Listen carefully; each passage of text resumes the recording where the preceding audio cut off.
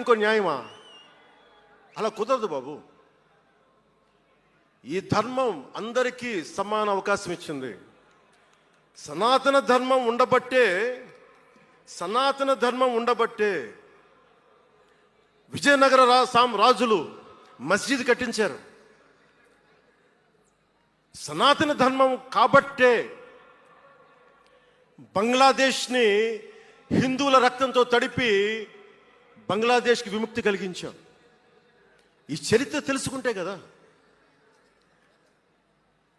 దేశ విభజన జరిగింది. మీరు ఎంతమందికి తెలుసు దేశ విభజన కష్టాలు?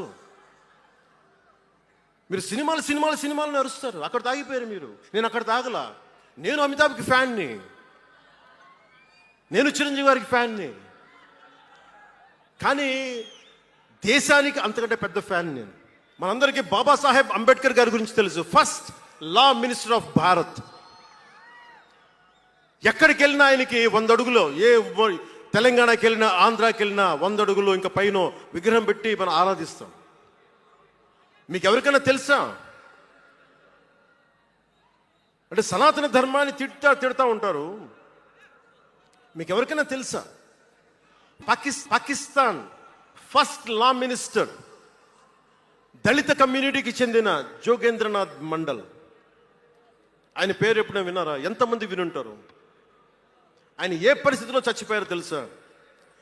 ఆయన నేను భారతదేశాన్ని నమ్మను, పాకిస్తాన్ని నమ్ముతాను అంటే అంబేద్కర్ గారితో సహా చాలామంది వద్దని చెప్పినా కానీ ఆయన పాకిస్తాన్కి వెళ్ళిపోయి దాన్ని బంగ్లాదేశ్లో చాలా హిందూ జిల్లాలు కలిపేసి ఆయన దళిత కులాల నుంచి వచ్చిన వ్యక్తి. అందరూ ఆయన మాటలు నమ్మి ఆయన సమాజం హిందువులందరూ ఉండిపోతే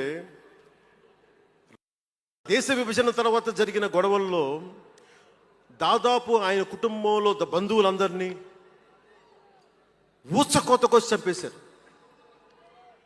పాకిస్తాన్ లా మినిస్టర్గా వెళ్ళిన వ్యక్తి భారతదేశానికి తిరిగి కాందీసుకుడుగా వచ్చి చనిపోయారు ఆయన.